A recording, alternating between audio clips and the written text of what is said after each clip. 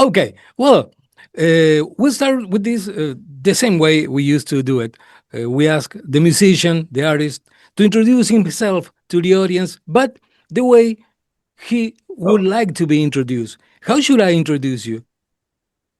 let's see. Okay. You can just introduce me as Gabe Franco from Unto Others. I don't need a big introduction. It's big enough. Well, I don't know how to say. Maybe we could say you're a goth rock band. Mhm. Let's call it goth rock. You get a lot of fans among heavy metal fans. That's not so usual. Yeah. Well, we got our start in the heavy metal scene. We Hmm. are a heavy metal band. All of us listen to heavy metal. That's where we come from. We just introduce elements of styles outside of heavy metal into it, right? So, the other thing is we tour with heavy metal bands, and heavy metal bands and fans also listen to this kind of music. Hmm. So we're kind of, we're playing the music that heavy metal fans, I feel like, don't really tell other people about. Um, you know, like I don't know a lot of metalheads who only listen to metal. You know what I mean? Hmm. And so it only makes sense that we be as artistic as possible with whatever tools we can want to use, you know? Yeah, yeah, yeah. And change your name from Idle Hands. Was it important from the point of view of the artist? Your art was No, changing after that. it was something, yeah. It was something we had to do. The art didn't change after that, in my opinion. We just yeah, it was just something we were forced to do, which is unfortunate. But yeah, it's the same band, same music, just different name. Hmm. You got many different influences, we could say. I don't know, Sister of Mercy. You can hear Iron Maiden, you can hear Cradle Field, you can hear Ramones in your music. Saying that is very simple, but to make a real music and produce something like that, I don't think it's so easy. How hard was it for you to get to that style? Um, well, I think I found my own writing style and voice through almost a decade of being in other bands and realizing what didn't work, right? And I went from kind of just playing music with okay, like a mindset of that's a cool riff, this is a cool riff, let's do that, to more of how do I say the most I possibly can in the shortest amount of time possible. How do Mhm. we condense everything that's beautiful about this song into the shortest time frame instead of having filler? Most of my job as a musician is removing filler, removing things that don't need to be there. And a lot of people might get that confused saying, oh, like, you're removing all these instrumental parts or something like that. No, if something's pretty, it can stay. Mhm. But my enemy is wasted time in music, riffs that don't need to be there, lyrics that don't need to be there. If something isn't serving a purpose, get rid of it. Mhm. But yeah, it just took it takes practice, practice, practice, and I'm still learning to this day.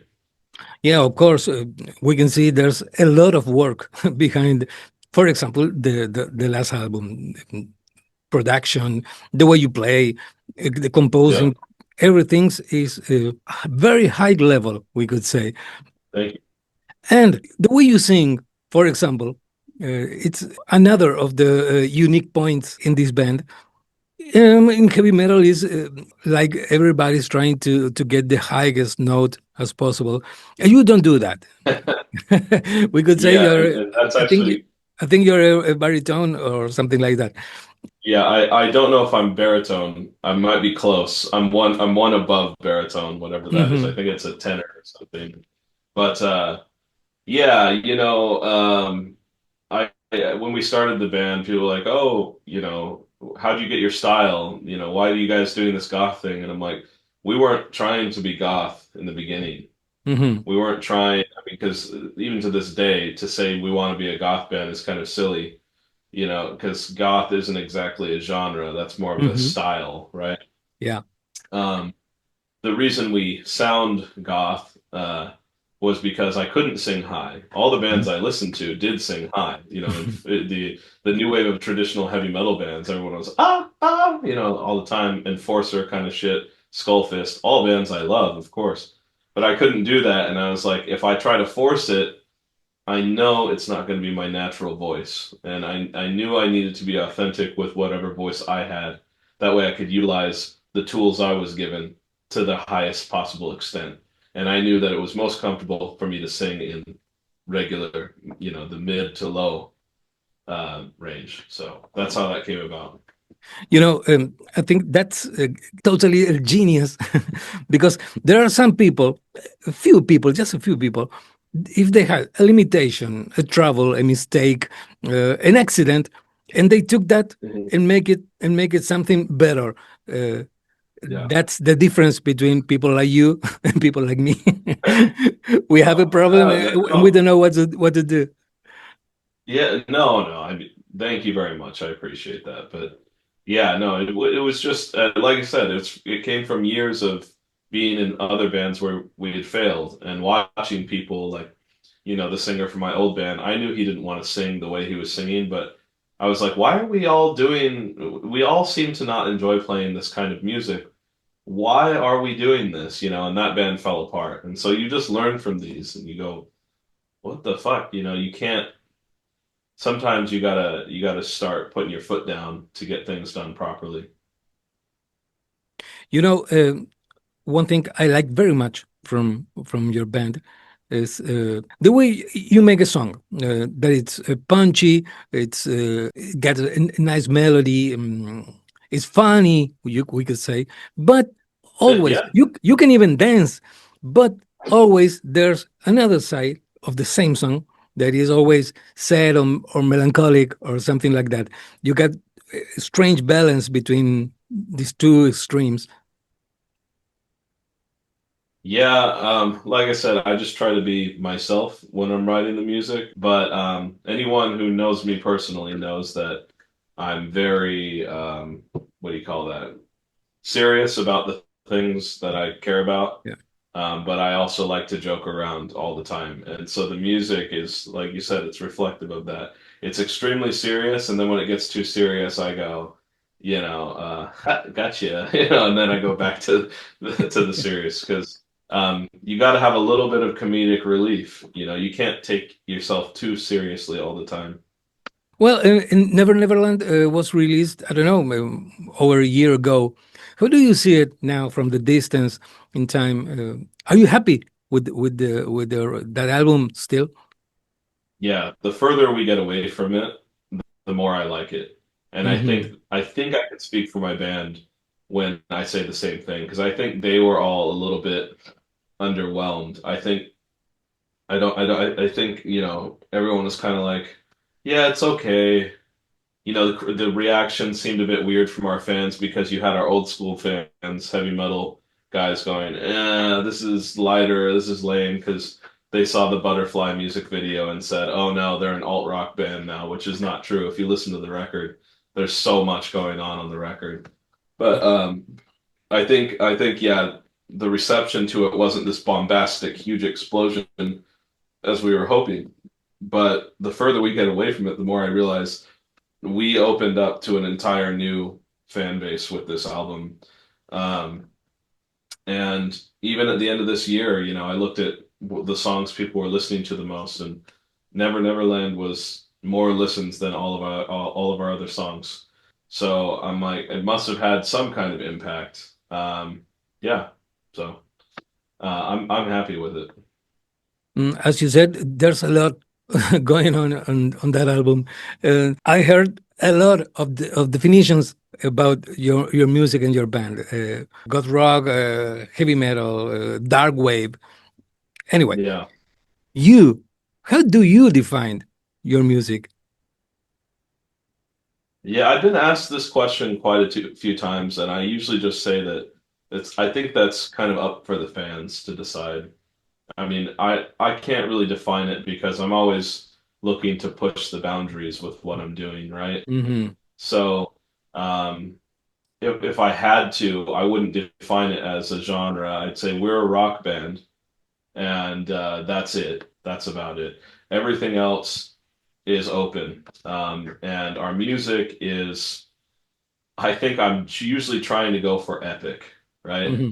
And epic to me is a mixture of uh, badass and like emotion, right? Hmm. So you know, sadness and also power, you Yeah. know. Yeah, I would say that a mixture of power and emotion. And I think maybe this is the first time you'll be to Argentina. It will be, yeah. Yeah. Yeah, I'm excited. Uh, did someone give you some kind of warning about Argentina and Latin America? No, I actually, the more I read about Argentina, I learned that you guys have a heavy European influence, which I didn't know.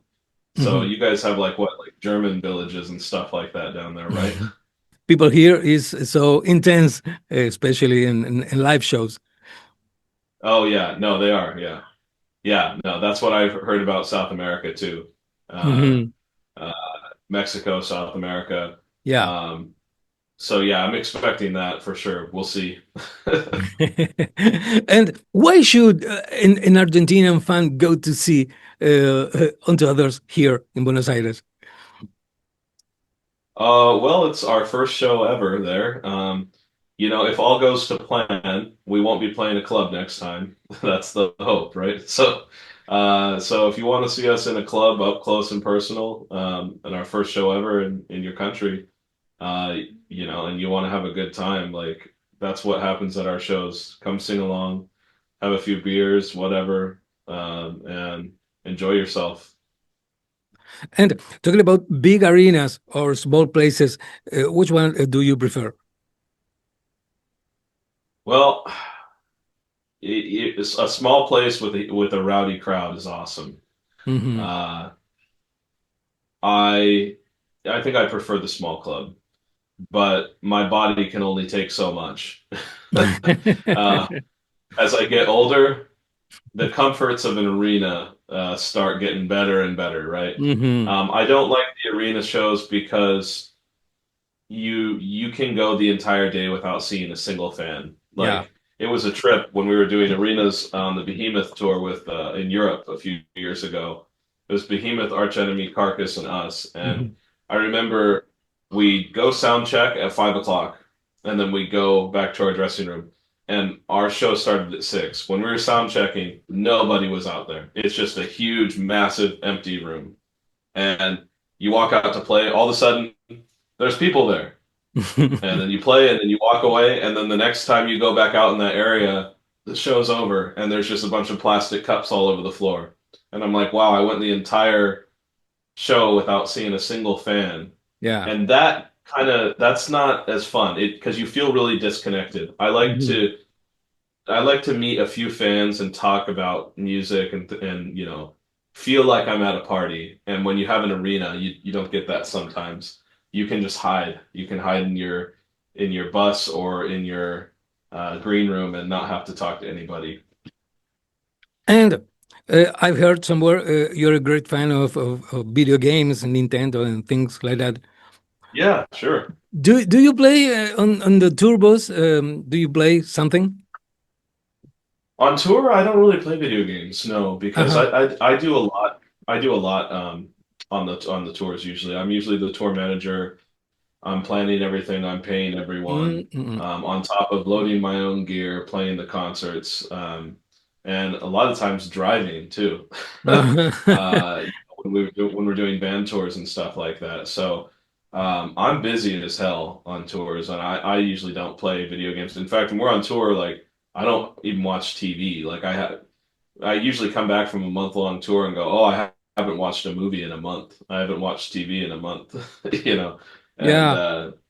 that's strange for me because when I'm at home, I'm watching movies and TV and video games all the time. So when we're on tour, I'm just too busy. There's too much to see, too much to do, too much to talk to need. to escape, right? Okay, I can imagine. Thank you very much, man. Really appreciate your time here. Cheers. Thank you for the questions. Okay, good, my man. All the best for you. Bye bye.